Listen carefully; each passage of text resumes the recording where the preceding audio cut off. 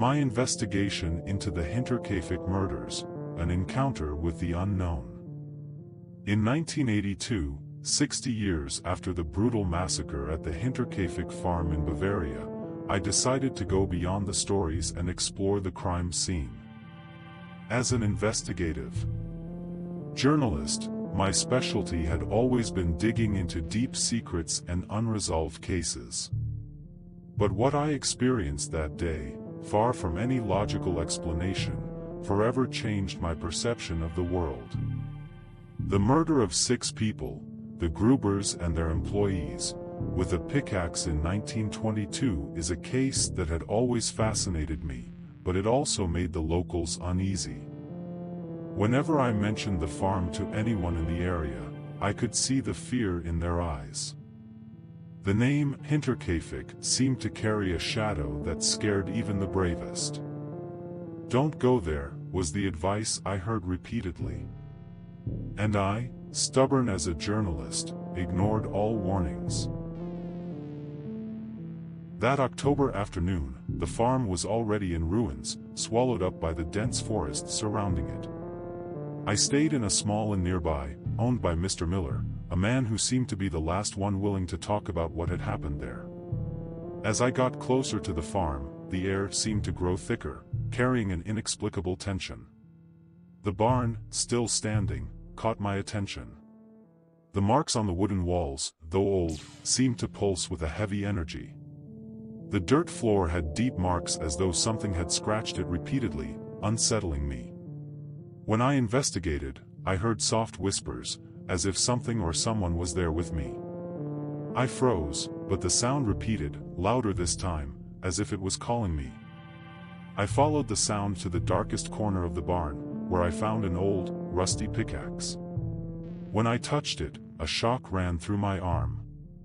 A feeling of terror overtook me, but I decided to continue. That night, I decided to camp inside the main house, whose ruins were more menacing than I had imagined. The wind howled through the cracks in the house, but the silence was soon broken by a noise coming from the barn. When I investigated, I found the pickaxe had been moved to the center of the barn, with fresh bloodstains all around. I followed a trail of blood that led me to a dark corner, where suddenly, a ghostly voice echoed around me. Before I could react, a hooded figure briefly appeared, holding the pickaxe. When the lantern flickered, the figure vanished, and I ran back into the house. That night was marked by a strange sound coming from my recorder. When I turned it on, I realized what was playing weren't just my words, but strange voices in an ancient dialect, and phrases that seemed to be a warning: "They will return. There is no escape." The next morning, I decided to explore the forest around the farm before leaving. What I found was something I would never forget: bones buried in a shallow grave, but they were not human. Around them, trees were marked with symbols I recognized from ancient pagan rituals. Before I could investigate further, a clear, loud voice echoed behind me. Turning around, I saw the hooded figure once again, but this time, it wasn't alone. 5 other figures emerged from the shadows. Terror gripped me as they advanced. I ran back to the house, where I tried to block the doors with furniture, but it didn't take long for one of the figures to break in. Armed with a metal bar, I tried to fight back, but the blows seemed to have no effect on them. When I finally struck one of them in the neck, the blood that poured out was black, like ink. I managed to escape through the window and ran into the forest, not looking back. My only goal was to find help. I eventually reached a small village, where I collapsed and was rescued. When I regained consciousness, my account was met with disbelief.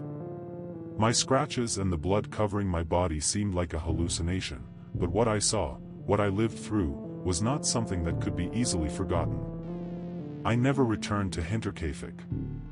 The images of the pickaxe, the bones, and the hooded figures remain etched in my memory, reminding me that there are places in this world where the past never dies, and where something evil still lurks, waiting for the next person to cross its path.